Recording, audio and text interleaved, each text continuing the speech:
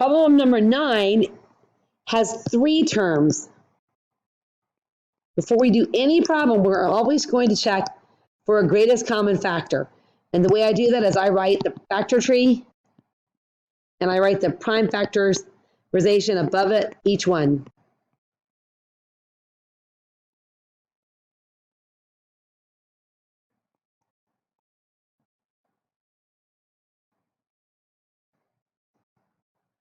Okay, and then I step back and say, is there a greatest common factor among all 3 terms? Well, there isn't, but I always want to check that, okay? Now, once I know that there's no greatest common factor, I count the number of terms, and I have 3 terms here. That's the trinomial, where A is equal to 49, B is equal to 42, and C is equal to 9. Okay, A is the number in the front, the coefficient in front of the S squared, B is the number in front of the S, and C is the number by itself. And remember, it always takes its sign to the left. So we want to multiply A times C, and so in our case, it's going to be 49 times 9. So let's put those calculators out again, because I sure don't know that off the top of my head. Do you? Okay, I'm going to get my calculator out. Oh.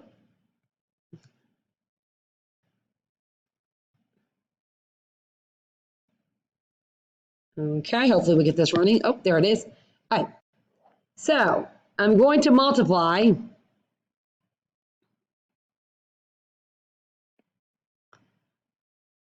49 times 9.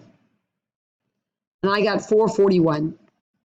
So I'm looking for all the factor pairs that multiply to be 441 and they add to be a positive 42. Okay, which I said, takes a while. People usually, they don't like that. So here, I'm going to show you the trick again. You go to y equals, you type in the AC, 441, and you divide by, oh, that's not divide. Oh, sorry. Okay, I'm going to backspace here and delete. So I'm going to divide by x, t, and theta, this button right here. And I'm going to hit second graph. That gives me this table.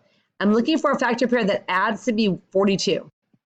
So I can see so far, anywhere there's decimal that I'm going to stop, but 7 plus 63 would not be 42. I'm still not anywhere close. I'm going to keep looking.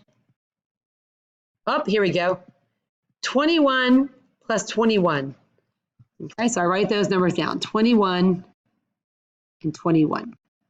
Now, you're going to always divide through by A. A in this case is 49. And then you're going to simplify. So if you're not good at simplifying, use your calculator. You're going to type in, to get into the other screen, you say second and mode, that gives you quit. All right, so I'm going to say 21 divided by 49. And I'm going to say math 1. And then hit enter. Oh, that's 3/7. So you always want to simplify. You never want to not simplify. Okay? So I'm going to put 3/7 because that's what I had there twice, and they're positives for my second term. In my first term, I'm going to put the variable, whatever it is. Okay? Now, because it's called bottoms up, we know what we're going to do is we're going to take this bottom, the denominator, we're going to move it to the front. You always are going to do this. So your answer is going to be 7s plus 3 times 7s plus 3. And you could check that because 7s times 7s is 49 squared, and 3 times 3 is 9. And then if you do the outside, 7 times 3 is 21s, inside 21s, which would be 42s. So that is my answer. Okay, our next problem. Number 10. It says to solve this equation. Now, this is a quadratic, we know, because it has a square. And it asks us to solve it. It does not ask us to factor. So really, that's a really big difference here. Look at number 9 compared to 10. 9 says factor.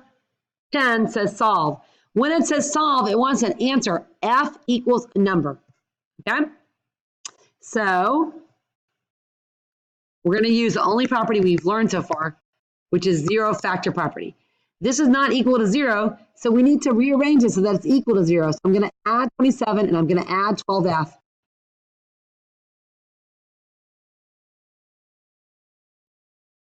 Okay? Now, this is not in the correct order. We want it in standard form, so we want F squared plus 12F plus 27. Don't let it throw you. Remember, A is always a number in front of F squared, so A is 1. B is always a number in front of the variable without an exponent, so that B is going to be 12. And C is 27. So let me repeat. If it comes to you mixed up like this is not standard form. Rearrange it before you say what A, B, and C are. So A times C would be 27, and we're looking for a factor pair that adds to be 12. You can use your calculator if you need to, but for these smaller ones, typically you don't need to. I see that's going to be a 9 times 3 is 27, and 9 plus 3 is 12. But if you need to, use the trick and write 27 divided by xt and theta, and do like we did a minute ago, okay? So I want to divide by A. Well, A is 1, so I don't need to do, I could write 1, but it won't really matter. It's just going to be the same number, right? So this should be a nice, easy one. It's going to be F plus 9 and F minus 3. I mean, F plus 3, sorry. Okay? Whatever numbers you have, those are your second terms. Now you're going to set each factor equal to 0 and solve. That's the difference between factoring and solving. So I get two answers, -9 and -3. If I used either of those solutions, then this will be a true equation. More common for number 10. Make sure when you type those in, you put a comma between the two answers. Okay, I think it was -3 and -9, but whatever the answers are, you put a comma between them. Number 11 is a difference of cubes. Now we learned about difference and sum of cubes, and we learned that actually they're the same except for the signs, the SOAP. So let's just look at these. So I have 343c cubed minus 8r cubed. Okay, well, I know that 8 only has factors of 2, 2, and 2, and I can clearly see that 343 is not divisible by 2, so there is no greatest common factor. So I want to see if there is a nice cube, if you took the cube root of these numbers, that you can rewrite them as something cubed. So go to your calculator, and you're going to go math, and then go all the way down to 4, or type it, and now type in 343. And you're going to get that 7 cubed is 343. So I can rewrite this as 7c all cubed. So it may be a number that you don't recognize, like 8 as a cube, and you'll need to use your calculator and take the cube root of it. Now 8, if you didn't know, you could do the cube root of it, but hopefully you're starting to see that's going to be 2r. Okay? So I always write it in this form. I write it something cubed minus something cubed. And when it's a difference of cubes, it's always a short parentheses and a long parentheses. That's how I remember it. In the short parentheses, it's just like the difference of squares. You write the A and the B. Whatever's inside. So whatever's inside, you write there and right there. You write that in the front. Now, for the second one, what I do is I write that A 3 times, 7c times 7c times 7c, and I write the 2r times 2r times 2r, that B 3 times, okay? And then I'd break this up into the first times the second, the third times the fourth, and the fifth times the sixth. Those are going to give me my 3 terms. So 7c times 7c, it's 49c squared. 7c times 2r is 14cr, or rc, either way. And 2r times 2r is 4r squared. Now all we have to do is put the signs in. So the signs are what matter, whether it's a plus or a minus, or it's sum of cubes or difference of cubes. So it's going to always be the acronym same, opposite, always positive. So same means match the same. So we have a minus, so we're going to put a minus here. Opposite means whatever you have, make it the opposite. And the last one says always positive. And a tip, make sure you put parentheses around that first binomial, or it will mark it wrong. It won't be correct. Okay, so make sure you put those parentheses there and you'll be fine. Let's look at problem number 12. Problem number 12 is another problem that says solve. Okay, so it's very similar to problem number 10. Okay, oops, where did it go? Number 12. Let's try that one.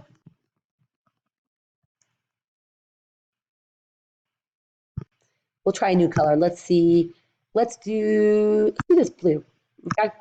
All right, so we said that in order to solve a quadratic, you need to have 0 because it has to use the 0 factor property. So I'm going to rearrange this, and it's going to be 36r squared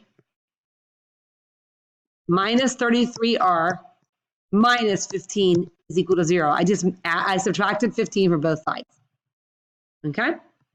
Now I want to see if there is a greatest common factor. So if I wanted to take the little trees, I could. Just show you what I mean. I'm making those little prime factor trees.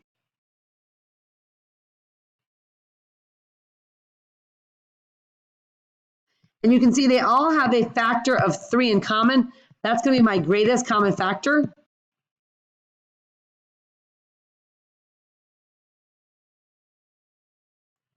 And I put that at the front.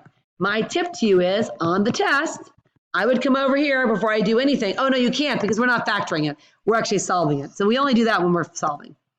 So now I want to factor this inside, okay? So I'm going to say A is 12, B is negative 11, and C is negative 5. So A times C is going to be 12 times negative 5, which is negative 60. So I'm looking for factor pairs that multiply to be negative 60 and that add to be negative 11. Okay, so let's get those calculators out. If you're not really strong at it, let's try it with the calculator, it might help you. So I'm going to go over here to y equals, and I'm going to clear what I have. I'm going to write negative, using the bottom row, 60 divided by xt and theta. And then say second graph. And I'm looking for a factor pair that adds up to be negative 11. Okay, mine didn't start at 0. Let's see what we got there. All right, let's see. That would be 15 minus 4. Well, that would be positive 11. So it tells me I need to go the other direction. So if you need to, you can, or you can just adapt it yourself. So I know that negative 15 plus 4 would give me negative 11. So negative 15 and then 4. Okay. Now, you're going to divide through by A always. Now, our A was 12. And then you're going to use your simplifying skills or your calculator. If you're having problems, so this is 1/3. And this one right here will be 5/4. Right? So those are my numbers. So I have negative 5/4 as my second term and positive 1/3 as my second term, my second binomial. I put my variable in the front, and then I bottoms up. He moves up there. Bottoms up. So I end up with 4r minus 5 times 3r plus 1. And there was a 3 in the front too. So this is the factored form of that polynomial. Remember, it's equal to 0. Now, this is the gotcha here.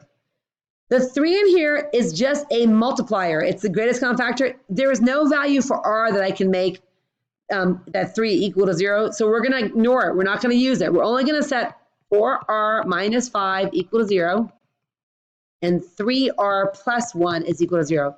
So notice, I'm not going to use that 3, am I? Because 3 will never equal 0. There's nothing I can put in for r that will make that equal 0. So when you solve this, you get 5/4. And when you solve this, you get negative 1/3. Okay? And the problem tells us to write as simplified fractions. Those are both simplified fractions. And then to put a comma between them.